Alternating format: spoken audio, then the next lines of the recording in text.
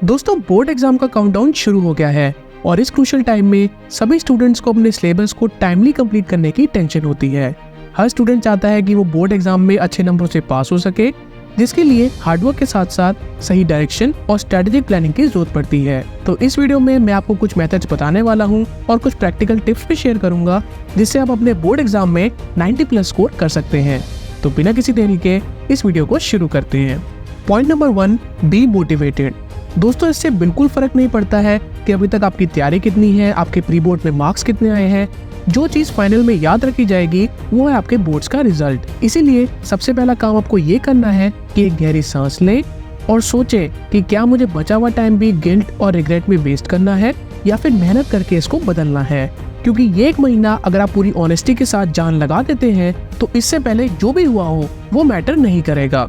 Panic और over thinking से आप प्रोक्रेस्टिनेट यानी कि सिर्फ टाइम वेस्ट करोगे और आप अपने सिलेबस को इन बचे हुए दिनों में भी कंप्लीट नहीं कर पाओगे। इसीलिए ये समय खुद को दूसरों से कंपेयर या कम्पीट करने का नहीं, बल्कि एक नई शुरुआत करके खुद को प्रूव करने का है। Point number 2, prepare weightage and marking scheme of syllabus.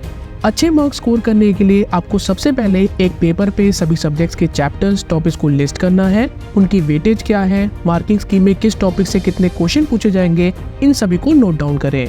इससे आपको पता चलेगा कि कौन से चैप्टर्स क्रूशियल हैं, हायर वेटेज रखते हैं बोर्ड्स एग्जाम में, और किन टॉपिक्स को आपको ज्यादा टाइम और प्रैक्टिस देनी है। अगर आपने अभी तक बहुत कम या बिल्कुल भी तैयारी नहीं की है तो घबराएं नहीं, सबसे पहले हायर वेटेज वाले टॉपिक से स्टार्ट करें। Point number 3, prepare time table. दोस्तों, सिलेबस को टाइमली कंप्लीट करने के लिए आपके पास एक वेल स्ट्रक्चर्ड टाइम टेबल होना बहुत जरूरी है। विदाउट प्रॉपर प्लानिंग आप डिसाइड ही नहीं कर पाओगे कि किस टॉपिक को पहले पढ़ना है और कंफ्यूजन में ही आपका पूरा दिन निकल जाएगा।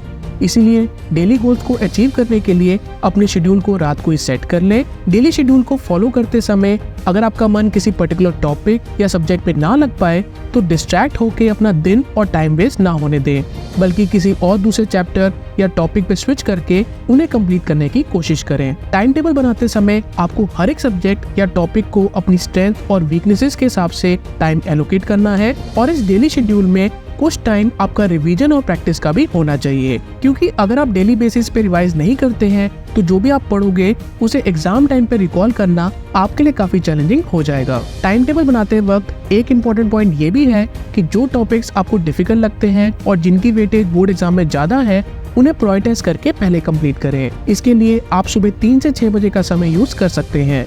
साइंटिफिकली ये बात फैक्ट है कि इस समय आपकी विल पावर और फोकस मैक्सिमम होती है और आप किसी भी डिफिकल्ट काम या टॉपिक को इजीली कंप्लीट कर सकते हैं। तो अगर आप मॉर्निंग पर्सन हैं तो इस टाइम का मैक्सिमम यूटिलाइज करें। अदरवाइज जब भी आपकी एनर्जी और फोकस लेवल पीक पे हो उस टाइम पे हार्ड टॉपिक्स को प्रायोरिटी दें। इस तरह अगर आप सिस्टमैटिक अप्रोच से पढ़ते हैं तो आप अपनी परफॉर्मेंस को सिग्निफिकेंटली इंप्रूव कर सकते हैं। Point number 4, check sample papers and previous year questions of last 5 to 10 years। Schedule बनाने के बाद किसी भी टॉपिक या चैप्टर को शुरू करने से पहले आप प्रीवियस ईयर पेपर में से उस चैप्टर के क्वेश्चंस को ढूंढें।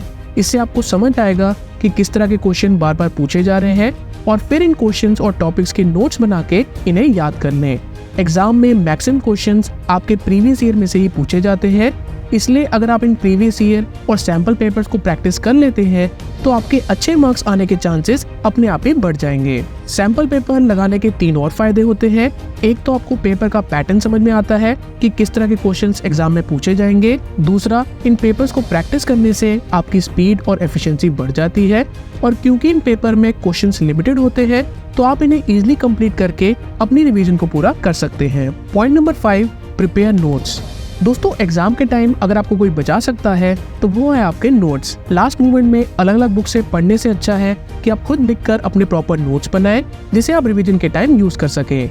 इसीलिए चैप्टर पढ़ते समय जो भी पॉइंट या टॉपिक आपको इम्पोर्टेंट लग रहा है या जो क्वेश्चंस प्रीवियस ईयर में बार बार पूछे गए हैं उसके बुलेट पॉइंट्स बनाकर अपने हर एक सब्जेक्ट का रजिस्टर मेंटेन करें। Number 6, don't go for multiple reference books. दोस्तों, अगर आप एक ही टॉपिक की बेटर अंडरस्टैंडिंग के लिए डिफरेंट टीचर्स या मल्टीपल बुक से पढ़ने में टाइम लगाते हैं तो आप कभी भी अपना सिलेबस कंप्लीट नहीं कर पाएंगे। इसीलिए focus only on reading NCERT books, क्योंकि बोर्ड एग्जाम में जो भी आपको क्वेश्चंस पूछे जाएंगे उनका कंटेक्स्ट और आंसर आपकी एनसीईआरटी बुक्स में से ही होता है। अगर आपको कोई टॉपिक समझ में नहीं आ रहा है तो आप अपनी टीचर्स, ट्यूशंस, रेफरेंस बुक या इवन यूट्यूब से भी अपने डाउट्स को क्लियर कर सकते हैं। बट वो बुक या टीचर मल्टीपल नहीं होना चाहिए। Point number 7, cut off all distractions. दोस्तों, पढ़ाई में फोकस ना रख पाने का सबसे बड़ा कारण है डिस्ट्रैक्शंस। अगर आप सोचते हैं कि माइंड रिलैक्स करने के लिए आप 5-10 मिनट सोशल मीडिया जैसे कि फेसबुक, व्हाट्सएप, इंस्टाग्राम चेक कर लें, तो this will do more harm then good. Studies बताती हैं कि ऐसा करने से आपका अटेंशन स्पैन बढ़ने के बजाय घट जाता है, यानी कि दोबारा फोकस और कंसंट्रेट करने के लिए पहले अगर आपको 5 से 10 मिनट लगते थे, तो अब आपको 20 से 25 मिनट तक लग सकते हैं। इसीलिए मोमेंटम को बनाए रखने के लिए अपने फिजिकल और डिजिटल एनवायरनमेंट को क्लीन रखें। जो भी लोग आपको डिस्ट्रैक्ट करते हैं उनसे भी दूर रहें, क्योंकि इस समय आपको अपने हर एक मिनट को सही तरीके से यूटिलाइज करना है और ये जिम्मेदारी आपकी है। पेपर कंप्लीट होने के बाद आप आराम से एंजॉय और रिलैक्स कर सकते हैं, लेकिन अगर आपको अच्छे मार्क्स अभी लाने हैं तो अर्जुन की तरह सिर्फ अपने डेली गोल्स को कंप्लीट करने पे फोकस करें। Point number 8, take proper sleep and balance diet.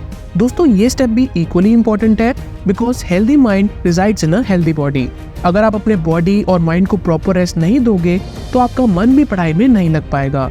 इसीलिए अगर आप पढ़ते पढ़ते थक जाए या कंसंट्रेट ना कर पाए तो 20 से 30 मिनट का पावर नैप लें।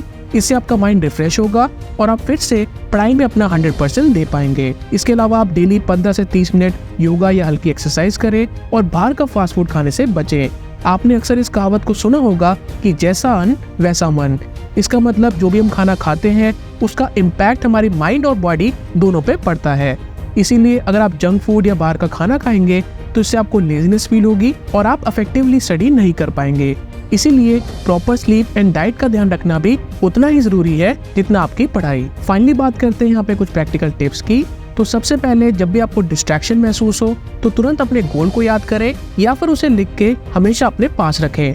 उस गोल को बार बार देखने से या फिर बार बार अपने मन में दोहराने से आपका ध्यान ऑटोमेटिकली वापस पढ़ाई पे आ जाएगा और आप अपने गोल की तरफ एक कदम और बढ़ जाएंगे। नंबर 2, अगर आप किसी चीज को लिख कर याद करते हैं तो वो आपकी मेमोरी में लंबे समय तक रहता है और आप उसे इजीली रिकॉल कर सकते हैं। इसीलिए रजिस्टर भरने में कंजूसी बिल्कुल मत करें। ये हैबिट आपकी मेमोरी को शार्प और मजबूत बनाने में काफी मदद करती है। टिप नंबर 3, जब भी आप अपने टाइम टेबल या टू डू लिस्ट को बनाएं तो उसे रियलिस्टिक रखें। कोई भी स्टूडेंट एक दिन में सारे टॉपिक्स या चैप्टर कंप्लीट नहीं कर सकता है, इसलिए ऐसी कमिटमेंट खुद से मत करें जो आपको स्ट्रेस में डाल दे। शेड्यूल बनाने के बाद उसे डेविएट मत होए और ना ही उसमें बार बार चेंजेस करें। हर दिन सोने से पहले जो भी आपने टू डू लिस्ट बनाई होगी उसे रिव्यू करें और अगर उसके अंदर आपसे कोई टॉपिक या चैप्टर कंप्लीट नहीं हो पाया है तो इस समय आपको अपने आप को गिराना नहीं है, बल्कि नेक्स्ट डे आप उसको कैसे कंप्लीट कर सकते हैं इस पे फोकस करें। टिप नंबर 4, अगर आप बिना ब्रेक लिए लंबे समय तक पढ़ते हैं तो इससे आपका ब्रेन थक जाता है। इसलिए हर एक 1.5 घंटे या 2 घंटे बाद 5 से 10 मिनट का ब्रेक लें, थोड़ी वॉक करें, पानी पिएं। इससे आपका ब्रेन रिफ्रेश होगा और आप बेटर फोकस कर पाएंगे, क्योंकि 1 घंटे की फोकस स्टडिंग 4 घंटे की अनप्रोडक्टिव स्टडिंग से कहीं बेहतर है। इसलिए इस चीज का ध्यान रखें और बीच बीच में छोटे ब्रेक्स भी लेते रहें। फाइनली, अगर आप यहाँ पे लो कॉन्फिडेंस फील कर रहे हैं तो कॉन्फिडेंस को बूस्ट करने के लिए सबसे पहले आप यहाँ पे इजी और कम वेटेज वाले चैप्टर्स को कंप्लीट करें और फिर डिफिकल्ट टॉपिक्स पे स्विच करें। तो दोस्तों, ये थे कुछ टिप्स एंड स्ट्रेटजीज जिसको अगर आप फॉलो करते हैं तो आप खुद अपनी प्रोडक्टिविटी और रिजल्ट में डिफरेंस को देखेंगे। बाकी खुद पे और अपने एफर्ट्स पे पूरा विश्वास रखें, because excellence is never an accident. आपकी मेहनत और डेडिकेशन ही बोर्ड्स में आपको 90% मार्क्स दिला सकती हैं। आप सभी को आपके फ्यूचर एग्जाम्स के लिए अभी से बेस्ट ऑफ लक। बाकी अगर आपको वीडियो अच्छी लगी हो तो इसको लाइक करें, अपने दोस्तों के साथ शेयर करें ताकि हम आपके लिए और अच्छी वीडियोस बना सकें।